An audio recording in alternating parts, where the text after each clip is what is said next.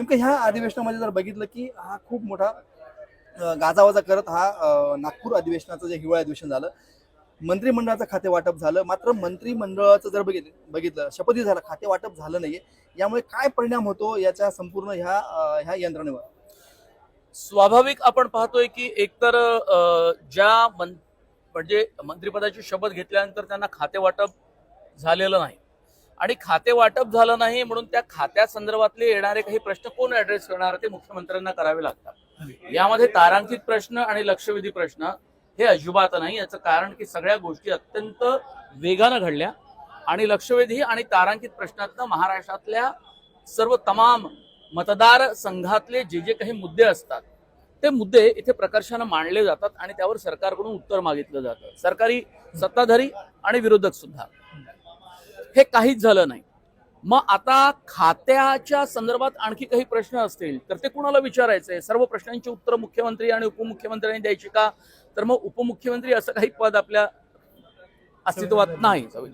मग काय असतं तर मग उपमुख्यमंत्र्यांना सुद्धा खात्याचं वाटप करावं लागतं. म्हणजे नगर नियोजन जर असेल, अर्बन मिनिस्ट्री असेल ती शिंदेना द्यावी लागेल, अर्थ खातं हे अजित पवारांना द्यावं लागेल आणि याशिवाय इतर खाती तुम्हाला त्याचं वाटप करावं लागेल. मुळात हे सोमवारपासून शनिवारपर्यंत चालणारं महाराष्ट्राचं विधिमंडळाचं हिवाळी अधिवेशन आहे आणि या अधिवेशनामागे जो उद्देश आहे तो विदर्भातले अनेक प्रलंबित प्रश्न हे कसे सोडवले जातील आणि या संदर्भामध्ये आग्रहानं बोलणारे जे काही सत्ताधारी आणि विरोधी पक्षांचे आमदार असतात त्यांनी सरकारकडे इथल्या मुद्द्यांची, इथल्या प्रश्नांची तड कशी लागेल याचे प्रयत्न करायचे असतात, पण ते काहीच घडत नाहीये. एखाद्या वेळेला राजकीय अस्वस्थता आली, एक वेगळी परिस्थिती निर्माण झाली तर अशा पद्धतीनं जे हिवाळी अधिवेशनाच्या निमित्तानं विदर्भातल्या जनतेच्या आणि पर्यायानं महाराष्ट्राच्या जनतेच्या वाट्याला एक अत्यंत विचित्र अशी अवस्था आलेली आहे. मुळात हे सगळं काही चालतं ते जनतेसाठी चालतं आणि जनतेच्याच हवाल्याने राज्यकर्ते, विरोधी पक्षातले नेते, आमदार हे कायम बोलत असतात. पण थोडक्यात सांगतो पुन्हा एकदा, खाते वाटप झालं नाही.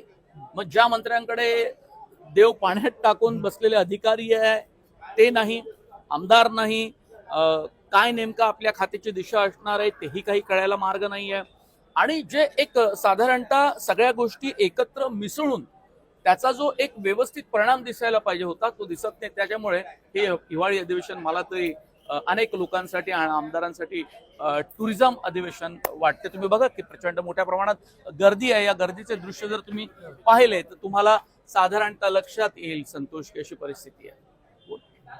बरं, सर्वात महत्वाचं की मनोज सर, आपण जर बघितलं की आमदार जे आहेत की सध्या आमदार अनेक म्हणजे उपस्थिती जी जर बघितली की निम्म्या सुद्धा नाही. बरेच आमदार आपल्या गावात निघून जाणार आहे. उद्या कदाचित अनेक मंत्री जे त्यांना खाते वाटप निश्चित नाही ते आपल्या गावी निघणार, कारण 22 तारीख खूप मोठी आहे. बरेच जण लग्नाला व्हिजिट करणार आहेत. अशा परिस्थिती असताना जर बघितलं की तुम्ही जो महत्वाचा मुद्दा मांडला की या खात्यामध्ये उत्तर कोण देणार आहे, या संपूर्ण फक्त मुख्यमंत्र्यांवर त्याचा संपूर्ण भार येतो. पण जर आपण हे जर चित्र जर बघितलं यामध्ये खाते वाटपासंदर्भातला हा सरकारमधला एक तिढा फसलेला आहे का? कारण अनेक नाराजी आहेत. खाते आदान प्रदान होणार आहेत का? कारण जे मागचे खाते जर बघितलं की राष्ट्रवादी काँग्रेस अजित पवार गट आहेत, शिंदे गट आहेत, तसंच भाजपमध्ये जे आहेत या खात्यांमध्ये जीवन पालकमंत्री कोणाला या संदर्भात खूप मोठा तिढा आहे आणि अंतर्गत कुठे धुसफूस आहे का हे सुद्धा एक सर्वसामान्यांना कळायला नेमकं तुम्ही कसं याकडे बघा. आता काय तुम्हाला जे जे दिसतं ना डोळ्यानं ते अगदी सुस्पष्ट अशा सगळ्या गोष्टी दिसत आहेत. म्हणजे निकाल आल्यानंतर 23 नोव्हेंबर नंतर जो शपथविधीसाठी आणि मुख्यमंत्री चं नाव पुढे येण्यासाठी म्हणून जो काही विषय, याला कितीही सत्ताधारी किंवा विरोधी पक्षातलेही लोक विरोधी पक्ष नेतेपदाचा त्यांचा चेहरा ठरत नाही. तर या दोन्ही बाजूनी आपल्याला आपण जर वस्तुनिष्ठ पद्धतीनं पाहिलं सत्ताधारी आणि विरोधकांकडे तर सारखं लांबच चाललंय. साऱ्या गोष्टी लांबतायत. म्हणजे सत्ताधाऱ्यांकडून मुख्यमंत्री ठरत नाही, मुख्यमंत्री ठरल्यानंतर मग शपथविधीला वेळ लागतो, मग ते खाते वाटपाला वेळ लागतो आणि मग तुम्ही पाहिलं की विरोधी पक्ष नेत्याच्या संदर्भात सुद्धा की त्यांच्याकडे संख्या तितकीशी नाही. आता अशी माहिती येते की 10% आमदारांची अट अजिबात नाही. तुम्ही विरोधी पक्ष नेते होऊ शकता, अर्थात ते नाव अध्यक्षांना द्यावं लागतं, राहुल नार्वेकरांना, आणि ते एकमतानं विरोधी पक्षाला द्यायचे. ज्यासाठी काँग्रेसही नार्वेकरांकडे आणि मुख्यमंत्र्यांकडे लॉबिंग करते आणि उद्धव ठाकरे सुद्धा जे भेटतात त्या भेटीमागचा तोच अर्थ होता, हेही आपण समजून घेतलं पाहिजे. मग आता हे सगळं होत असताना जे डिसिजन आहे, हम्म. जी निर्णय प्रक्रिया राबवायला पाहिजे महाविकास आघाडीच्या अंतर्गत आणि पक्षाच्या अंतर्गत, ती आपल्याला दिसते का? तर ती दिसत नाही. सत्ताधारी जसे विलंब लावतायत आणि खात्यांचं वाटप करत नाही, तर या महाराष्ट्राला विरोधी पक्षांची सुद्धा गरज आहे. तुम्ही Exactly, ठरवा तर नेमका तुमचा विरोधी पक्ष नेता कोण आहे. ते शरद पवार गटाला, राष्ट्रवादीला ठरवावं लागेल, शिवसेनेला ठरवावं लागेल, त्यानंतर काँग्रेसला ठरवावं लागेल. पण त्यात रस्सीखेच आहे, बरोबर. कारण बंगला मिळतो, शासकीय निवासस्थान मिळतं, गाडी मिळते, तुम्हाला सुविधा, भत्ते सुद्धा प्रतिमुख्यमंत्री मिळतात. असतो. प्रतिमुख्यमंत्री पद असतं, विजय वडेट्टीवार होते. इतकं सगळं मिळतं. त्याला एक वेगळं स्वरूप असतं, ग्लॅमर असतं, आणि लोकांमध्ये तुम्ही जाता लाल दिव्याची गाडी. मग हे सगळं असताना काँग्रेसचा गटनेता सुद्धा ठरत नाही अजून. बरोबर. इतका सगळा गोंधळ, सगळे ईव्हीएम वर दोष देऊन तुम्हाला भागणार नाही. तुम्हाला बेसिकली हे कळलं पाहिजे की तुम्ही केवळ सत्ताधाऱ्यांवर आरोप करणार. बरोबर. जेव्हा तुमच्याकडे बोट दाखवलं, तुम्ही तिकडे बोट दाखवता तर 4 बोट तुमच्याकडे असतात. मग तुमचा गटनेता का निवडला जात नाही?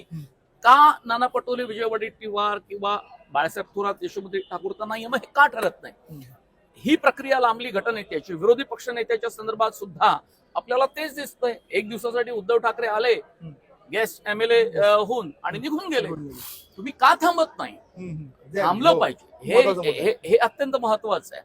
तर असा सगळा हा जो गोंधळ आहे, हा दोन्ही बाजूनी आपल्याला पाहायला मिळतो आणि ते काही चांगलं लक्षण नाही.